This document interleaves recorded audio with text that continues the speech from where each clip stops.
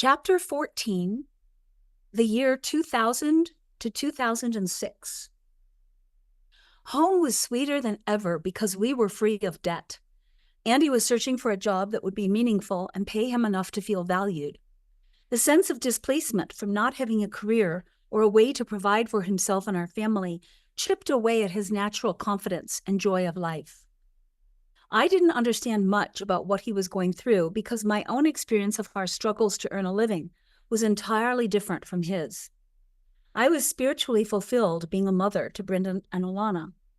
Our success as a family in their upbringing, homeschooling, skiing, ballet, Aikido, and growing into confident young people filled me up. Being their mom gave me strength. I reveled in the successes that I attributed to all four of us while he wallowed in shame, not feeling that he was able to do his part. In my reality, Andy was included as part of our family success, but he felt separate, alone, inadequate, and depressed. These feelings and interpretations that he and I embraced so differently had little to do with the truth of what we did day by day. Each day, Andy and I both got up and worked hard at whatever job we were doing. He taught skiing and signed up every day to teach lunchtime private lessons instead of taking a break. In the morning, he left extra early to teach yoga at the Thunderbird Lodge, and he stayed late to run the children's evening program. These were long days of work. He was also available to help Brendan and Alana with homeschool projects, and he was there in every way for me. He worked harder than any of us to keep the land, house truck, and cars in top shape. But Andy's jobs didn't stick, pay well enough, or give him much appreciation or a place in the world. Our dilemma made no sense. He had so much to offer. Our kids benefited from his encyclopedia brain. He was strong, loved to share his extensive knowledge, and had great skills using all kinds of tools for carpentry. Nevertheless, getting a job that suited him proved to be out of reach and planted seeds of doubt in his mind about his worth. I believe these were the first seeds that made space for the initial Parkinson symptoms of depression and anxiety to take root. Years before, we had purchased a small piece of property on the island of Molokai in Hawaii. We chose to use our savings to travel to the island. We wondered if there was any possibility there for work.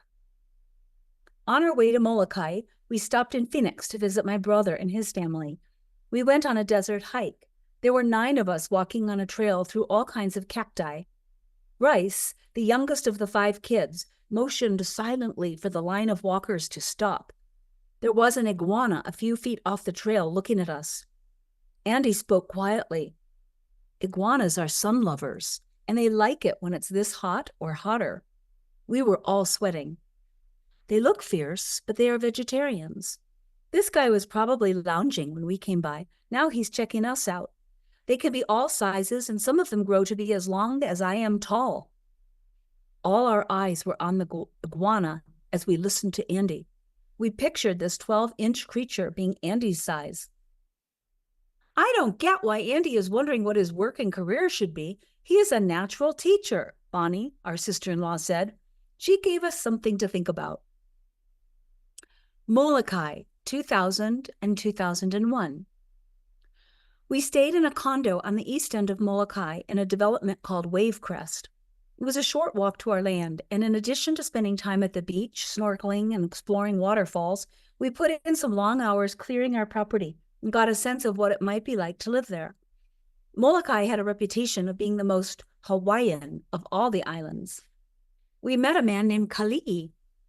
Do you like our island? He asked. I answered, oh, we do. We're thinking about living here. What do? You fish? Kali'i looked at Andy. We're artists, he replied. Molokai needs artists, but we need teachers more. We learned that Kali'i, in addition to being the unofficial mayor of the island, was the longtime janitor at Molokai High. And he was right. The school did need teachers. I thought about all the times Andy had been told he had a gift for educating and gave the principal, Linda Puleloa, a call on his behalf. I told her about Andy and his strong, though uncertified teaching skills. She asked if he could come in for an interview. Your classes here would be with special education students, she told him in his interview. They are able to learn, but all have severe behavioral issues. Most are in 12th grade, but can only read at a 3rd grade level. Do teachers face any physical danger? Do knives or guns make it into the school? Andy asked. Oh, no, that is not the Hawaiian way. There are no weapons, and if there's a fight, it is with fists, and nobody would gang up. The Hawaiian way is to always fight one-on-one, and fights are only between students, not with teachers. I went to the mainland and wind up a few things before I could start, Andy explained. We have a substitute until you return. The job is yours, Linda told him. On the plane home, Andy and I came up with a plan. Our family was seemingly about to burst apart, and each person, a fragment of our star, would travel in a new and different direction. Brendan was on his way to college. When we dropped him off at Brandeis University in Boston, Brendan showed us his dorm room and gave us a campus tour. We have our own castle here, he pointed out the stone turreted building that indeed looked like a castle. He seemed thrilled to be there and totally at ease. We're all having an adventure this year, and this is mine, he said. It's okay. I'll see you at Christmas in Taos. We then drove to Chicago, where we were to drop off Alana. She and our dog Shade were going to live with my grandmother, Nana, and my mom and dad for the next 4 months. 6 days a week, she'd take the commuter train to Ballet Chicago for classes. We had organized her homeschool lessons so she could do them independently, and we enrolled her into 8th grade at the local public elementary school for a few classes so she could develop a social life. I'm nervous about going to Joseph Sears' school, Mom, she confided to me as we set up her room at my parents'. I think it will be okay, but you'll have to be brave those first days while kids get to know you. If it's horrible, you can stop, I told her. Andy and I drove home to Taos to pack and catch our flight to Molokai so he could start teaching. It felt like we had a very empty nest. I hope talking by phone every Sunday is enough, I told Andy. It will be tricky with the time differences to Chicago and Boston, but we'll make it work. Our kids are very strong, and in their characters. They'll be fine, he said. The plan was for me and Andy to move to Molokai together, and after 4 months, I'd return to Taos to work my winter massage job, live with Alana and Shade, and shuttle her to ballet classes in Taos and Santa Fe. Brendan would join us at Christmas time when he'd be on college break. Andy would stay in Molokai for the school year. We'd found a condo to rent in Wavecrest, the same development we'd stayed in while visiting the island. Gorgeous birdsong awoke us every morning. I'm really glad you're here with me now because everything feels new, Andy whispered. I was touched that my presence gave him courage to start a job in a new place. That first Sunday, we were excited to talk with our kids on the phone. Mom, Alana answered happily, all the girls at school love my clothes. They have never seen anything like the hats and outfits I have from the art shows. I can't believe it, and I know it is very silly, but it is so fun to get dressed every morning and know everyone will make a big fuss over me. At 13 years old, she was happy, and we were tickled. It was great to hear Brendan's stories too, although I wondered after hearing about his drinking if one day I would regret our open policy of talking about any and everything with our kids. He told us a story about a night he'd lost his shoes after a party and ended up in his dorm without them. It was cold in Boston, and I felt concerned. We hung up until the next week. Andy, being a teacher, brought all kinds of friendships into our lives. Every week, a family with an organic farm would drop off a large box of papayas, bananas, vegetables, and greens at our door. On weekends, we were invited to beach barbecues and parties. After Andy drove off to work 5 mornings each week, I'd go for a run, take a swim, read, and for the first time in my life, I had time to develop writing ideas. Andy proved to be an effective, passionate teacher. I adored hearing his stories from the classroom. Today, I found a remedy for when kids get up and walk out of class in the middle of the period. Robbie walked out today, and I locked the door behind him and continued teaching. Before you knew it, he was trying to get back in, and when he realized the door was locked, he shouted to me, Mister, let me in. I calmly said, Why should I let you in, Robbie? Now he was pleading, The guards are after me, mister. Let me in, please. But then the class was laughing. Andy interrupted himself. Michelle, I have never seen such strong, huge Hawaiian men as those that patrol the high school hallways. It is unbelievable the size of these guys. He continued the story. So Robbie is desperate and he yells that he belongs in this class. I say, "What? I can't hear you."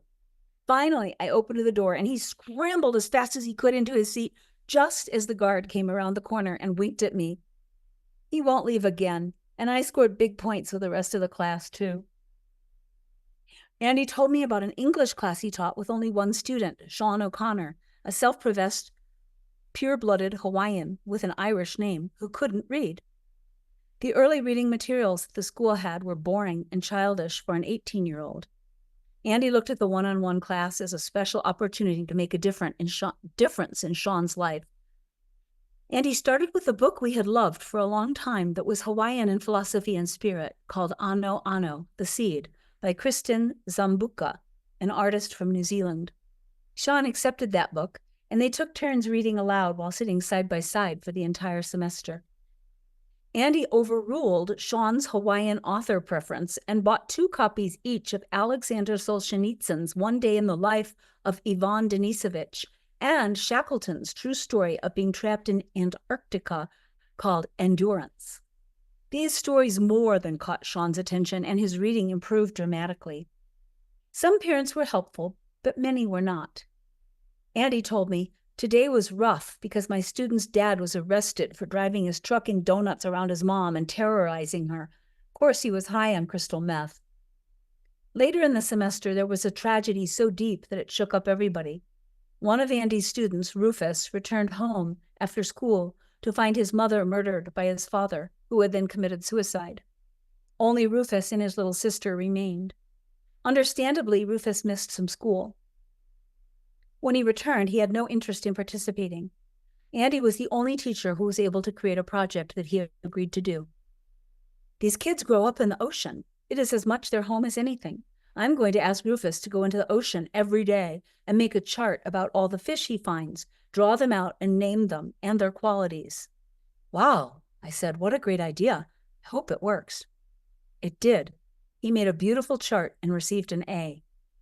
Shortly before it was time for me to leave Andy and return to Taos, a pot-smoking student came to Andy. "Mister, I got accepted to the National Guard private school in Honolulu, but I got to pass the drug test. What am I going to do?" "When is the test?" Andy asked. 2 weeks, mister. I won't pass." "Does your mom know?" Andy asked. "Yeah, she told me to ask you for help."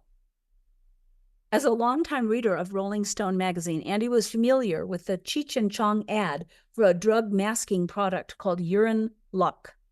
He knew he could lose his job, but also that this kid getting into this school would be a game changer for him. Andy broke the rules of being a teacher, and he kept the rules of being a caring human being. Years later, we returned to Molokai for a visit, and that kid happened to be visiting at the same time. It was heartening to see him clear-headed and handsome in his uniform. He recognized Andy as he sped by in the back of a truck. The truck screeched to a halt, and the young man jumped out and jogged over to us. Andy put out his hand for a shake, but instead was grabbed into a bear hug, and the kid said, "Thank you, mister," before running back to the truck. Success makes more success, and we hoped that would also be true for Andy in his work. Andy stayed in Molokai to finish the school year, and I moved home to Taos with Alana and Shade and finished the year there. In June, we all reconvened. Brennan got a summer job working on the Rio Grande River and a whitewater rafting photographer, and Alana danced all summer in Santa Fe, while Andy and I prepared to move with her to Chicago in the fall. She had been offered a full tuition scholarship to train in ballet at the School of Ballet Chicago. Andy didn't love the idea of living in Chicago, but gave in. I don't want to be the cause of Alana not being able to pursue her dream. We packed up and we moved to the big city. Chicago, 2002. Andy knew he had found a career worth pursuing.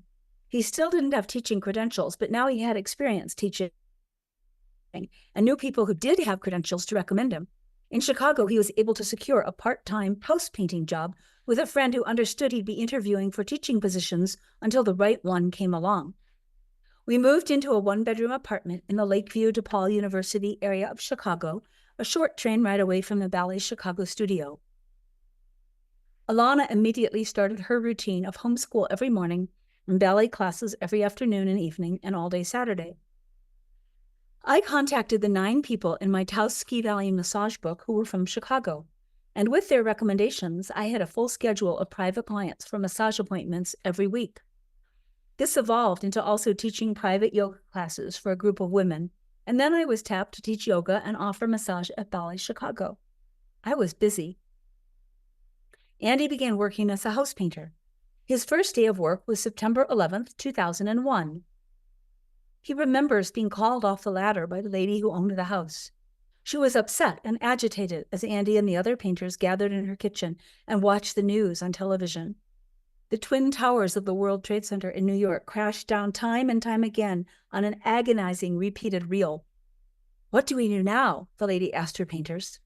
"This is how wars start," Andy said. Living in Chicago was extraordinary. When the iconic Chicago Marathon took place, the one I had run years before, we could walk from home to a spot on the course and cheer runners on. Many art events were possible and affordable for us to attend, like an Ansel Adams photography exhibit at the Art Institute, watching the Bolshoi Ballet perform Swan Lake at the historic Auditorium Theater, and seeing the Modern Dance Company, Deeply Rooted, perform at the new Harris Theater. Andy never did get a job teaching. He went to countless interviews and began substitute teaching periodically in hopes it might lead to a long-term position, but nothing ever panned out. Finally, a principal at one of his interviews enlightened him. "You'll never get a decent paying teaching job now. Since Congress passed the No Child Left Behind Act, all we can do is hire teachers for as little pay as possible, who will only focus on getting the kids to pass the standardized tests. It's a real mess for anyone who cares about kids actually learning. We lose our funding if kids don't pass those tests. Teachers like yourself who need a living wage and have creativity and passion are being shut out of the system." Being shut out was not a new experience for Andy. After he returned from Vietnam years ago, all the jobs he'd been offered before serving in the military were gone. When he decided to go to work for his father installing interior shutters, all the work dried up due to a bad economy. And later, when he accepted an offer from my father to learn to trade stock options, he was again shut out financially when the investment of money that had been offered was taken away. Now the same problem was happening with teaching. Andy never had a victim mindset, but trying and repeatedly failing was exhausting and disheartening. During this time of discouragement, I was at Ballet Chicago offering massage treatments to the students. A tall young man in tights with dark hair and a handsome, smiling face came into my room. "I'm Sky," he said. "I need a massage. My back and legs are killing me." I'd heard of Sky from Alana. He wasn't a traditional ballet student. At 21, he worked as a model and came to classes for fitness and fun. Many of Alana's friends from ballet would come over to our apartment to hang out, visit, and sometimes eat with us. Eventually, Sky would come over too. He'd talk long into the night with Andy. I'd go running with him along the lakefront, and Alana began thinking of him as a big brother. Over time, we learned some of his story. One afternoon, Sky and I were walking along Chicago's lakeshore. The park was lined with willow trees, their branches creating leafy curtains all the way to the ground. "My grandmother told me just before she died to look for her in the willows," Sky said. "I planted a willow with my grandmother a long time ago," I told him, misty-eyed, because my own Nana's recent death was raw. I love the willows too. We talked there behind the willow branches for a long time. Sky told me about his childhood. He described the dysfunction his mom's addiction to drugs and alcohol caused, how some of her boyfriends had been abusive. Sky grew up uncertain about how they would eat every day, and time again, he was suddenly ripped from the routine of school and forced to move for unknown reasons. He explained how he was his mom's caregiver after she contracted AIDS. Eventually, Sky moved in with his only other known relative, his grandmother, Shirley. His mom went into hospice and died before she turned 40. Sky was 14. He told me these things dispassionately, like he was reciting a story. He seemed deflated. "What happened to your grandmother Shirley?" I asked. "She died when I was in high school. After my mom died, my grandma got breast cancer, and I took care of her until she died." "How do you pay your monthly bills?" I asked. "The modeling agency fronts the money, and then when I work, it gets paid back," he explained. The reward for Sky as a model was not wealth, self-worth, and confidence, but only that he was allowed a place in this elite world. He was allowed access, although he never truly belonged. Sky wanted and needed to belong in a way that was healthy and not based on his looks and sex appeal. The modeling world would never be that for him. It was clear he needed somewhere to belong. Brendan was on holiday break and planned to drive to Chicago for Christmas. It was early December and he was coming from Boston. Sky phoned and asked me, "Hey, I have a midnight premiere ticket to the new Lord of the Rings movie on December 6th. It's my birthday and I wonder if you want to go with me." I had stopped listening after he said December 6th was his birthday. "That's Brendan's birthday too," I said. "He's on his way home and I know he'd love to go to more than me." They didn't know each other yet, and so they met this way, as birthday buddies. Sky was 2 years older than Brendan. One Sunday morning, I was meditating when a sudden thought flashed into my mind. We should offer to adopt Sky into our family. I jumped up and went to find Andy and Alana. They were together out in the garage. "I just had the idea that we should offer to adopt Sky into our family," I told them. Andy surprised me. "I had the same idea recently." "I love that idea," Alana said. "I'll phone Brendan and see what he thinks," I said. "It needs to be unanimous or we shouldn't offer," Andy called out. Brendan agreed. We did offer and asked him to think about it at least overnight. He brought us a heartfelt letter the next day accepting a place in the Heath family. That summer of 2003, we spent in Taos and hired an attorney to help us legally adopt Sky. We were now a family of 5. People asked us how we integrated him into our family, but honestly, it happened without effort. His presence always felt like a missing piece being placed into a puzzle. It was so easy. That summer, after Brendan graduated from Brandeis University, we planned a family trip to England and France. Brendan planned to continue to Barcelona to take a summer class to certify him to teach English as a second language. He wanted to live in Spain and travel in Europe for a while, and the certification that the course offered would allow him to do that. We started our trip spending a week in Bath, a place we'd never been. We drove there from Kenilworth to stay with Andy's family for a few days. Carol, Andy's first cousin, took me aside. "What's wrong with Andrew?" I was taken aback and told her I didn't know what she meant. "He's not right, Michelle. His color is off and he seems off, too." I knew Andy was unhappy from working stressful jobs, and I knew he wasn't sleeping well, but that was nothing new. It was upsetting for me to think that there was something wrong with Andy. I tried to brush Carol's words aside, but they stuck in my head. We left Kenilworth and took the train to London, where we rented an apartment for a week in the Portobello Road area. It was a great apartment for us, but when we arrived, the sheets weren't right on the beds, and Andy phoned the landlord to ask him to fix the problem.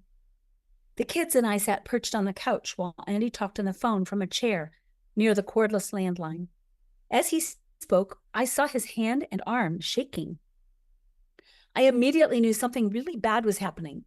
That small tremor he couldn't control created a seismic earthquake inside my mind, and my heart trembled in fear. Brendan picked up on my energy. "What's wrong, Mom?" he asked. I knew I was overreacting, but I started to cry and pointed out Andy's shaking arm. "I think something's wrong with your dad," I sputtered between sobs. Alana and Brendan both hugged me. Andy looked at us bewildered. "Why are you shaking like that?" I asked him when he hung up the phone. "I'm not sure," he said. "I think it's because I injured my shoulder lifting a heavy box last month, and my arm is weak and needs to be strengthened." The possibility of Parkinson's never crossed our minds. It was not a disease that ran in Andy's family. We continued our trip and took a train to Dover and a ferry to France. It was getting close to the time to say goodbye to Brendan. On the ferry, he put his headphones on me and played a song by the Postal Service, "Such Great Heights." "They will see us waving from such great heights. Come down now," they'll say. "But everything looks perfect from far away. Come down now, but we'll stay." That refrain made me cry happy tears then and always reminds me of that last trip together. After we returned to Chicago from Europe, Andy's tremor became worse. It was harder for him to hide it. There was obviously something wrong. People started to ask me about Andy's condition. "What's wrong with Andy? Why is he shaking like that?" We felt scared about Andy's condition, but weren't certain what it was or what to do about it. I wasn't ready to talk about the confusing emotions of fear and embarrassment that surfaced when people asked me for an explanation. Nothing is wrong with Andy, I learned to say. We don't know why he shakes, and we're looking into every possibility. Many times people were uncomfortable being with Andy when he was shaking. We learned to stop taking responsibility for their discomfort, and we lost friends. We discovered there were aspects of Andy that remained whole and healthy, while other parts of him struggled with a disease. This took us a long while to learn, and understanding his diagnosis was only the very beginning. It was Alana's last year in high school, and she faced a major life decision, continuing ballet or going to college. Her dad was sick, and he couldn't make jewelry or draw plans or teach school anymore. Alana's decision was entangled with our family situation. She continued with full-time dance training, and she got her share of solos and coveted roles. She scored very well on her SAT exams. We had started thinking about college choices with her. She was 17 years old. We didn't help her weigh in, other than to confirm her conclusions about the gains and losses each path held. She had only a few weeks to choose. We waited until she came to us. I'm going to stop dancing and go to college next year, she finally told us. It was time for all of us to leave Chicago.